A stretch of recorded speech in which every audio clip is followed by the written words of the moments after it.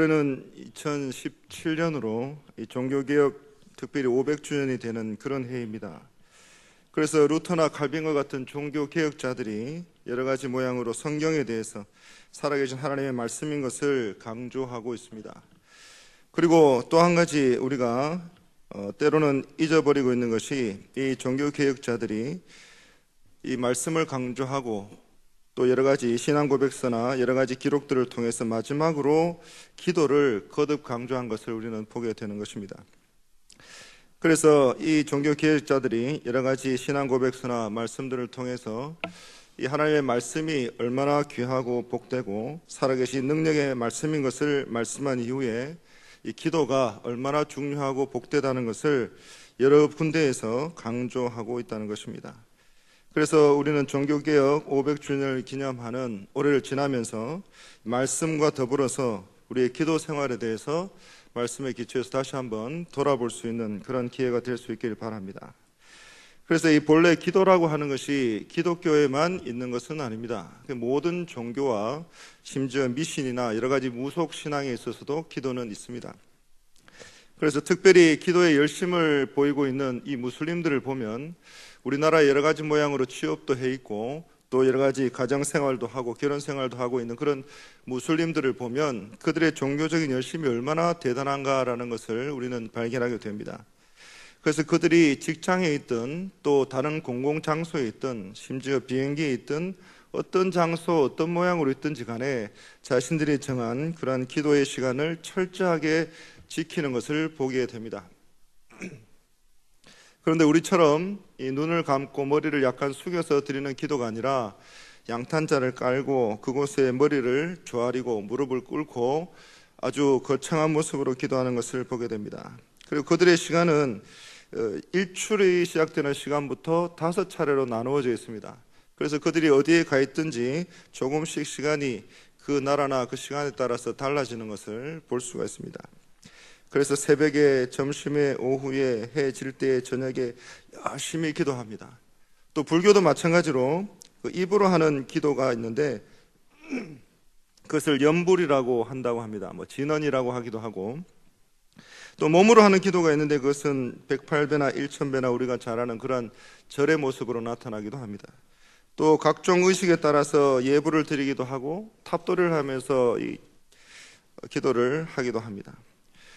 또 한 가지 우리와 뿌리를 같이 하고 있는 이 가톨릭은 또 뿌리를 같이 하고는 있지만 완전히 다른 종교로 그들의 기도를 살펴보면 한 수십 가지가 되는데 우리처럼 자유롭게 하나님 앞에 간절하게 기도하는 것이 아니라 틀에 맞추어서 기도문에 따라서 또 신부나 여러 가지 종교의 지도자들을 따라서 아주 기계적으로 획일적으로 하는 그런 모습들을 우리는 또 보게 됩니다. 그런데 우리가 하나님 앞에 기도하게 될 때에 이런 하나님의 원하시는 기도를 제대로 배우고 그것에 대해서 다시 한번 묵상하지 않고 그냥 막연하게만 기도하게 된다면 혹시라도 이 다른 종교의 기도들처럼 그렇게 바뀌게 될 수도 있다는 것입니다. 그래서 오늘 우리는 이 본문을 통해서 우리의 기도의 대상에 대한 바른 이해를 통해서 우리가 누구에게 기도하고 무엇을 위해서 기도하고 어떻게 기도해야 되는지를 우리가 배우고자 하는 것입니다. 그래서 이처럼 우리가 예수님께서 친히 우리에게 가르쳐 주신 이 기도를 통해서 나를 위해서 나의 소원과 나의 목적을 위해서 막연하게 기도하는 것이 아니고 나를 창조하시고 또 나를 인도하시고 지금도 나와 함께 하시는 그 하나님 아버지와 더불어서 깊은 교제를 함께 누리게 되고 또 그 교제를 통해서 하나님 앞에 기도하고 또 그 기도의 응답을 받을 수 있는 저와 여러분들이 다 되실 수 있기를 바랍니다. 그래서 오늘 본문을 통해서 우리가 9절부터 13절까지 함께 읽었는데 특별히 9절 한 절 말씀을 통해서 우리가 말씀을 나누도록 하겠습니다. 그런 가운데 오늘 본문은 여러분들이 잘 아시는 것처럼 이 마태복음 5장에서 7장까지 기록된 이 산상보훈 가운데 한 부분인데 전체의 산상보훈 가운데 두 번째 크게 해당되는 그런 명제를 다루고 있습니다. 그래서 저 외식하는 바리새인들보다도 제자들에게 더 나은 삶, 더 나은 경건 생활을 해야 될 것을 당부하고 있는 그런 예수님의 말씀입니다. 그러면서 특별히 구제에 대해서, 또 기도에 대해서, 또 그리고 금식에 대해서 외식하는 바리새인들을 예수님께서 지적하시면서 이 그리스도인에 대해서, 제자들에 대해서 바르게 가져야 될 의에 대해서 말씀하고 있는 것을 우리는 보게 됩니다. 그래서 경건 생활에 있어서 이 구제나 기도나 금식 가운데에 특별히 저 외식하는 바리새인들보다 더 나아야 할 것을 예수님은 이 제자들에게 특별히 당부하고 계시는 것입니다. 그래서 우리 함께 읽지는 않았지만 마태복음 6장 1절의 말씀을 함께 읽도록 하겠습니다. 1절 말씀입니다. 시작. 사람에게 보이려고 그들 앞에서 너희의 의를 행하지 않도록 주의하라. 그리하지 아니하면 하늘에 계신 너희 아버지께 상을 받지 못하느니라. 이것은 결국 사람들에게 보이려고 자신의 의를 행하지 말라는 것입니다. 그러면서 2절부터 4절에 이렇게 이야기합니다. 그러므로 구제할 때에 외식하는 자가 사람에게서 영광을 받으려고 이 회당과 거리에서 하는 것 같이 너희 앞에 나팔을 불지 말라, 이렇게 말씀합니다. 그러면서 진실로 너희에게 이르노니 그들은 자기의 상을 이미 받았다고 말씀하셨습니다. 그러면서 너는 구제할 때에 이 오른손이 하는 것을 왼손이 모르도록 하라라고 말씀하시면서 4절에는 내 구제함을 은밀하게 하라. 은밀한 중에 보시는 너희 아버지께서 반드시 갚아주실 것이다 라고 말씀합니다. 그래서 예수님께서는 이 제자들에게 구제 생활에 대해서 말씀을 하시는데, 바리새인들은 사람들에게 보이고 자신의 영광을 취하기 위해서 그렇게 구제를 하지만, 그리스도인 된 제자들은, 또 오늘 이 시대를 살아가고 있는 성도들은 은밀하게 그렇게 구제를 해야 된다는 것을 말씀하고 있습니다. 그러면서 그 은밀하게 해야 된다는 것은 사람을 바라보거나 사람을 의식하지 말고 창조주 하나님을 의식하고 하나님께 이 모든 구제와 또 모든 신실한 경건 생활을 하나님을 향해서 해야 된다는 것을 우리에게 말씀하고 있습니다. 그러면서 이어지는 5절부터 15절에서 예수님께서는 그 제자들에게 그리스도인의 기도 생활에 대해서 말씀합니다. 그래서 이 구제나 다른 것과 마찬가지로 이 기도 생활에 대해서도 바리새인들보다 더 나은 기도 생활을 해야 될 것을 말씀하고 있습니다. 그래서 바리새인들은 이 사람들에게 보이거나 또 칭찬이나 존경을 받기 위해서 기도를 하지만, 이 그리스도인 된 제자들은 은밀하게 기도하고 은밀한 가운데 살아계신 하나님을 의식하고 그 하나님께 기도해야 된다는 것을 우리에게 말씀합니다. 그래서 오늘 함께 읽으신 9절 말씀을 보시면 그러므로 이렇게 기록하고 있습니다. 그래서 앞에 여러 가지 바리새인들의 외식하는 모습들을 기록하시고 또 구제에 대해서 말씀하신 이후에 그렇기 때문에 너희들은 저 이방인들과 같이 중언부언하지 말고 또 여러 가지 잘못된 방법을 기도하지 말고 내가 가르쳐주는 방법으로 이렇게 기도하라고 당부하고 있는 것입니다. 그래서 이 예수님께서 오늘 본문에 기록된 이 주기도문을 통해서 예수님은 그리스도인의 기도에 대한 표준을 말씀하고 계시는 것입니다. 그래서 하이델베르그 교리문답 118번을 보면 이렇게 기록하고 있는데, 하나님께서는 그에게 무엇을 구하라고 우리에게 명령하셨습니까? 라고 이야기합니다. 그 대답이 영혼과 몸에 필요한 모든 것인데 그리스도 우리 주께서 친히 가르쳐 주신 기도에 그것들이 다 담겨져 있습니다 라고 말씀합니다. 그래서 그리스도인의 기도 생활에 있어서 표준이 될 수 있는 것이 바로 이 주기도문이라는 것입니다. 그리고 예수님께서 친히 가르쳐 주신 기도의 내용이 주기도문인데, 우리가 때로는 물론 그 내용의 단어들이나 또 의미들을 잘 묵상하고 기도하시겠지만, 때로는 기계적으로나 그냥 모든 순서에 따라서 단순히 암송하는 것에 끝일 때가 있을 수 있다는 것입니다. 그래서 오늘 말씀을 통해서 우리가 묵상하고 또 의미를 살펴서 이 기도가 얼마나 귀하고 복이 되는 기도인 것을 다시 한번 깨달으실 수 있는 저와 여러분들이 다 되시기를 간절히 바랍니다. 그래서 오늘 본문은 주기도문이라고 이야기하고 있는데, 이 주기도가 바로 저와 여러분들의 기도가 되기를 바라고, 그리고 저와 여러분들의 기도가 바로 이와 같은 주기도가 되기를 바라는 것입니다. 그래서 어떤 책에 보니까 이런 말씀이 기록되어 있던데, 주 기도가 내 기도가 되고 또 내 기도가 주 기도가 되시는 저와 여러분들이 다 되시길 바랍니다. 그래서 오늘 본문의 이 주기도문은 우리가 기도해야 될 때 과연 누구에게 기도하고 무엇을 위해서 기도하고 어떻게 기도하는지를 말씀하고 있습니다. 그래서 그 첫 번째, 우리는 누구에게 기도해야 됩니까? 라는 그 질문에 대한 대답을 우리는 오늘 본문을 통해서 발견할 수가 있습니다.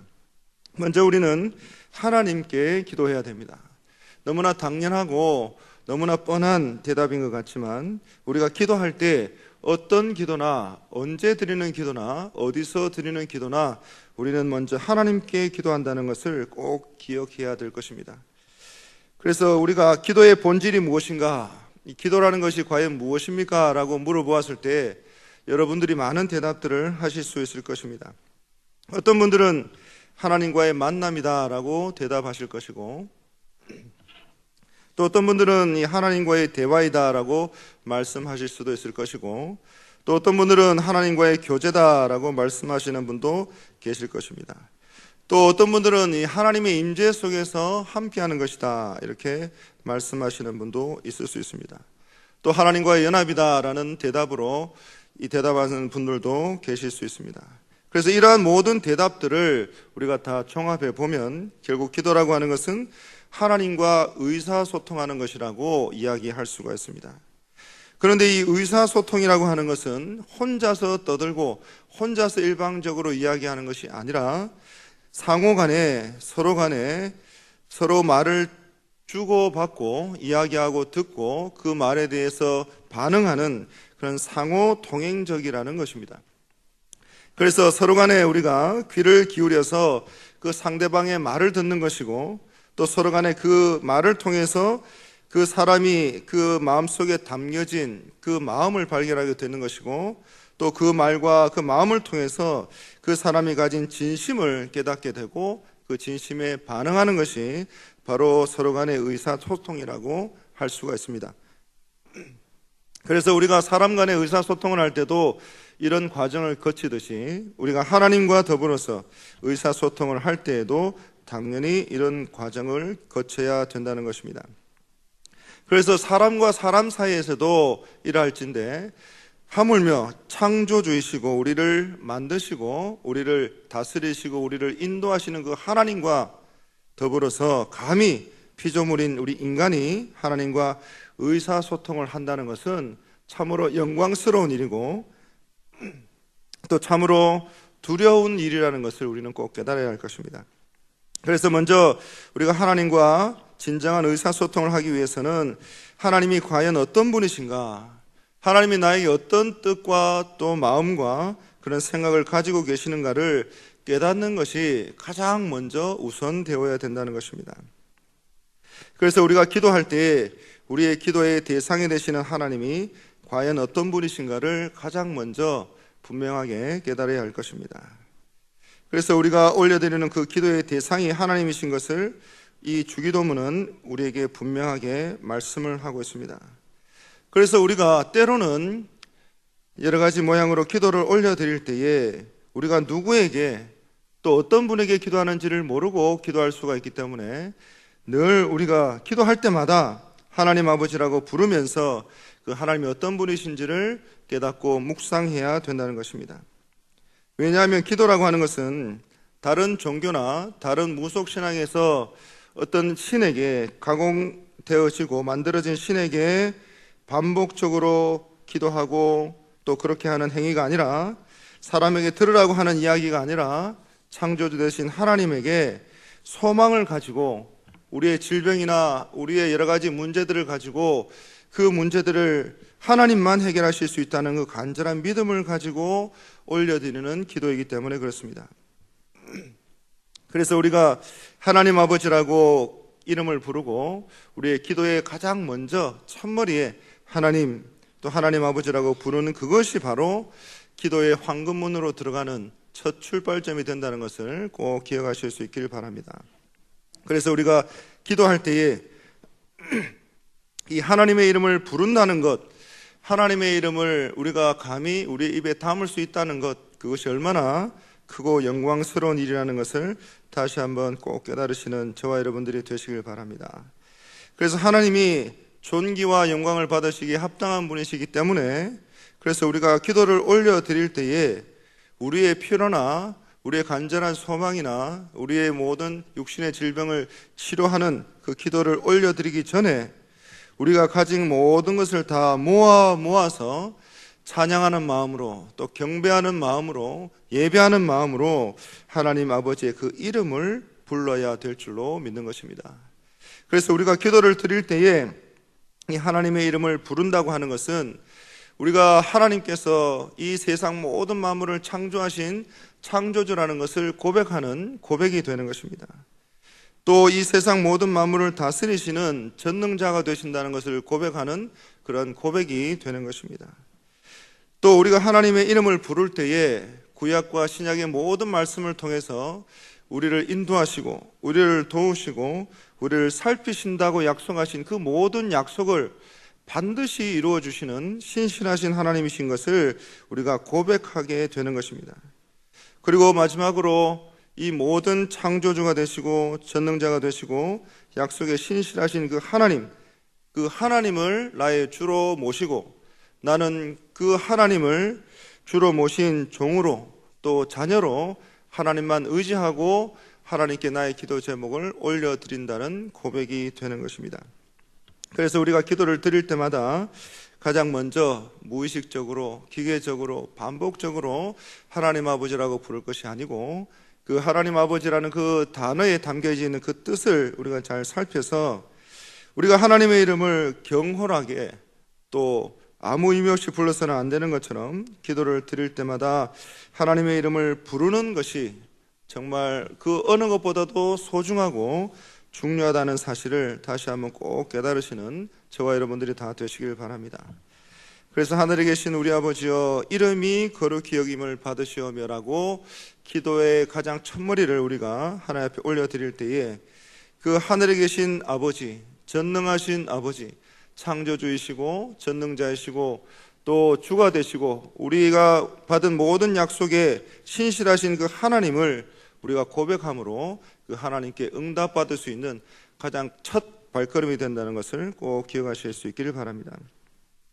그런데 요한복음 5장 18절의 말씀을 보시면 이렇게 기록합니다. 유대인들이 이로 말미암아 더욱 예수를 죽이고자 하니 이는 안식일을 범할 뿐만 아니라 하나님을 자기의 친아버지라고 하여 자기를 하나님과 동등으로 삼으심이라 이렇게 말씀합니다. 그래서 유대인들이 당시에 예수님을 죽이려고 했던 결정적인 이유 가운데 하나가 바로 예수님께서 하나님을 아버지라고 부르신 것입니다. 그런데 이사야 63장 16절에 보면 이 주는 우리 아버지시라 아브라함은 우리를 모르고 이스라엘은 우리를 인정하지 않을지라도 여호와여 주는 우리의 아버지시라 옛날부터 주의 이름을 우리의 구속자라 하셨거늘 이라는 말씀이 기록되어 있습니다. 그리고 이 구약시대의 카디시라는 그런 기도문을 보면 유대인들도 여러 가지 모양으로 하나님을 아버지라고 부른 기록들이 많이 남아 있습니다. 하지만 이스라엘 백성들이 구약시대 때 하나님을 아버지라고 부르고 노래하고 기도했던 것은 이스라엘 민족 전체의 아버지고 공동체의 아버지고 민족의 아버지라는 그런 의미를 담고 있습니다. 하지만 예수님께서 이 요한복음 5장 18절에 기록된 것처럼 하나님을 자기의 친아버지라고 부르신 것은 이처럼 구약시대 때 이스라엘 백성들이 아버지라고 부른 것과는 차원이 다른 것이고 전혀 다른 의미의 아버지라는 것을 우리가 기억하게 됩니다. 그래서 민족의 아버지, 공동체의 아버지가 아니라 하나님을 친아버지, 한 사람 한 사람 개개인의 친아버지로 또 친아들로 부르고 계신다는 것을 우리는 발견해야 될 것입니다. 그래서 오늘 본문을 통해서 우리는 예수님께서 그 제자들에게 가르치신 기도의 내용을 살펴보고 있는데 예수님께서 당시의 제자들에게 이 기도의 내용들을 가르치실 때에 사실 이 제자들은 예수님께 배우지 않아도 기도할 수 있었을 것입니다. 왜냐하면 이들은 유대인들이었기 때문에 예수님이 가르치지 않으셔도 자신들의 습관과 관습과 율례와 규례를 따라서 3번 이상 늘 기도해 왔을 것입니다. 하지만 예수님은 기도를 완전히 새롭게 가르치셨고, 이 기도는 마태복음 6장 7절에 있는 말씀이나 또 오늘 본문의 6장 5절에 있는 말씀처럼 이방인들이 해오던 기도와도 달랐고, 또 유대인들이 배우고 해오던 기도와도 완전히 다른 전혀 새로운 기도였다는 것입니다. 그리고 예수님이 이처럼 오늘 본문 가운데 우리가 주기도문으로 늘 묵상하고 암송하고 예배 가운데 올려드리는 이 기도가 얼마나 이 당시에서는 정말 놀라운 기도고 이제까지 한 번도 들어볼 수 없었던 기도였다는 것을 우리는 잘 발견하지 못할 때가 많이 있다는 것입니다. 그래서 예수님이 제자들에게 가르쳐 주신 이 기도라고 하는 것이 이전의 모든 기도와 완전하게 다를 수밖에 없는 그 이유가 있는데, 그것은 바로 예수님이 이전에 있던 그 어떤 사람들과도 다른 분이셨기 때문에 그렇습니다. 그래서 히브리서 3장 5절과 6절 말씀을 보시면, 이 또한 모세는 장래에 말할 것을 증언하기 위하여 하나님의 온 집에서 종으로서 신실하였고 라고 말씀합니다. 그리고 6절에는 그리스도는 하나님의 집을 맡은 아들로서 그와 같이 하셨으니 우리가 소망의 확신과 자랑을 끝까지 굳게 잡고 있으면 우리는 그의 집이라고 했습니다. 그래서 모세가 이스라엘 백성들에게 하나님의 말씀을, 율법을 받아서 직접 전해준 그런 위대한 지도자였지만, 그러나 결국 모세도 하나님의 종에 불과했다는 것입니다.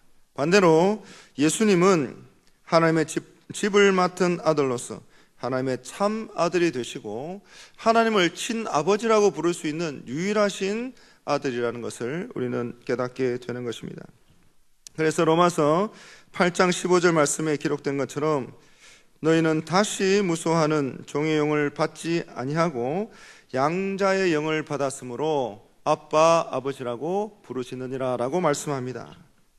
그래서 다시 무소하는 종의 영을 받지 아니하고 라고 기록하고 있는데, 이 말씀대로 죄의 종로로 사는 자들은 율법의 정죄로부터 자유로울 수가 없는데, 죄와 허물로 이미 죽은 존재들이고 그 죄 가운데 근심하고 또 결국에는 심판날에 죽음과 지옥을 경험할 수밖에 없는 인생들이라는 것입니다. 하지만 양자의 영을 받은 우리는 예수 그리스도를 통하여서 그 십자가에 흘리신 보혈의 피로 말미암아서 율법의 정죄로부터 완전하게 자유하게 되었고, 결국 부활과 영생을 소망하는 그러한 그리스도인들로 예수님께서 거듭나게 해주신 것입니다. 그래서 요한복음 8장 34절 36절에 기록한 것처럼 우리는 진실로 진실로 죄를 범하는 자마다 죄의 종이라고 했는데, 하지만 너희를 자유케 함으로 너희가 예수 그리스도 안에서 참으로 자유하게 되었다고 말씀하신 이 말씀을 우리는 기억하게 되는 것입니다. 그래서 예수님께서는 참으로 하나님을 참 아버지라고 부를 수 있는 참 아들이신데, 우리는 이미 허물과 죄로 죽었고 피조물이고 타락한 존재임에도 불구하고 그 예수 그리스도의 은혜로 말미암아, 예수 그리스도의 그 십자가 보혈로 말미암아 양자의 영을 받고, 본래 하나님의 아들이신 예수님처럼 우리도 기도할 때에 창조주 하나님을 감히 아버지라고 부를 수가 있게 된 것입니다. 그래서 범죄하고 마귀의 자녀였던 우리들이 예수 그리스도의 은혜로 말미암아 하나님 아버지라고 부를 수 있는 그런 은혜를 우리가 받게 되는 것입니다. 그래서 오늘 이 본문의 말씀처럼, 9절에 있는 말씀처럼 우리가 하나님과 더불어서 아바 아버지라고 부를 수 있는 은혜를 받게 된 것입니다. 그래서 요한복음 1장 12절에 영접하는 자 곧 그 이름을 믿는 자들에게는 하나님의 자녀가 되는 권세를 주셨다고 했습니다. 또 갈라디아서 3장 26절 말씀에 너희가 다 믿음으로 말미암아 그리스도 예수 안에서 하나님의 아들이 되었다고 했습니다. 그래서 우리는 여러 가지 타락한 존재요, 지옥에 갈 수밖에 없는 존재였지만 로마서 8장 32절에 자기 아들을 아끼지 아니하시고 우리 모든 사람을 위하여 내주신 이가 어찌 그 아들과 함께 모든 것을 우리에게 주시지 아니하겠느냐라는 말씀에 의지해서 예수 그리스도를 우리를 위하여 보내주신 그 하나님의 은혜로 말미암아 하나님 아버지라고 부르고 기도할 때에 우리의 기도의 모든 내용들을 하나님께서 들어주시고 응답해 주신다는 것입니다. 그래서 오늘 본문을 통해서 특별히 오늘 9절 말씀을 통해서 우리가 꼭 기억해야 될 것은 하늘에 계신 하나님, 전능하신 하나님, 높으신 하나님, 초월자이신 하나님, 바로 그분께서 우리 한 사람 한 사람의 아버지가 되신다는 것을 꼭 기억하실 수 있게 바랍니다. 그래서 저희 집에는 자녀가 두 딸이 있는데 저희 두 딸들이 집에서나 또 교회에서 여러 가지 모양으로 부모에게 또 야단을 맞을 일이 생길 수도 있는데 때로는 부모와 자녀가의 관계가 깊을 수도 있고 또 아주 긴밀할 수도 있고 또 때로는 야단을 맞을 때나 또 혼이 날 때도 있지만 그 부모와 자녀의 관계가 부모의 자녀라는 그 관계가 절대로 변할 수가 없는 것처럼 우리가 때로는 여러 가지 시험을 당하고 유혹을 당하고 어려움을 당할 때라도 때로는 하나님 앞에 기도할 수 없고 예배할 수 없고 감히 하나님의 이름을 부를 수 없는 그런 상황 가운데 놓여질지라도 하나님이 우리의 아버지가 되신다는 것은 불변하지 않은 하나님의 약속인 것을 꼭 믿고 깨달으실 수 있기를 바랍니다. 그래서 우리의 머리로만 아니라 하나님의 우리의 아버지가 되신다는 것을 여러분들의 삶을 통해서 아버지가 되신 하나님께 기도하고 응답받음으로 여러분들의 삶의 기도 응답의 체험이 아버지 되신 하나님으로부터 풍성하게 임하실 수 있기를 간절히 바랍니다. 그래서 우리 소요리 문답 100문에 기록된 것처럼 우리가 기도할 때 우리가 반드시 해야 될 것은 모든 거룩한 존경과 확신을 가지고 나의 아버지가 되시는 하나님께 가까이 나아가서 기도의 응답을 우리가 받을 수 있기를 간절히 바라는 것입니다. 그래서 이제 말씀을 맺겠습니다. 우리가 감히 하나님을 아버지라 부를 수 있고 또 기도할 수 있는 그 자체는 예수님 때문에 가능한 것입니다. 그래서 우리가 예수님 덕분에 창조자 하나님께 기도할 수 있게 되었고 또 예수님 때문에 우리가 예수님의 이름으로 기도할 수 있게 되었고 또 예수님의 이름으로 우리가 기도할 수 있게 되었기 때문에 감히 하나님 앞에 우리의 모든 필요와 또 육체의 질병에 대한 치료와 우리의 간절한 소망들을 천지를 창조하신 하나님께 올려드릴 수 있게 된 것입니다. 그래서 우리가 하나님 아버지라는 이름을 부르고 예수님의 이름으로 기도합니다라는 그 고백을 하나님께 올려드릴 때에 요한복음 15장 7절에 있는 말씀처럼 너희가 내 안에 거하고 내 말이 너희 안에 거하면 무엇이든지 원하는 대로 구하라 그리하면 이루리라 라는 그 약속의 말씀이 저와 여러분들의 삶 가운데 꼭 이루어질 수 있기를 바랍니다. 물론 하나님께서 때를 따라서 또 하나님의 방법을 따라서 기도의 응답의 내용과 시기는 물론 달라질 수 있지만 하나님 아버지의 이름으로 기도하고 예수님의 이름으로 우리가 기도하게 될 때에 이 무엇이든지 구하고 그리하면 이루리라는 이 약속의 말씀이 저와 여러분들의 모든 삶 가운데 반드시 그리고 풍성하게 이루어질 줄 믿습니다. 그 믿음 가지고 꼭 하나님의 아버지의 그 이름을 부르고 예수님의 이름으로 간절히 기도하시는 저와 여러분들이 다 되시기를 간절히 바랍니다.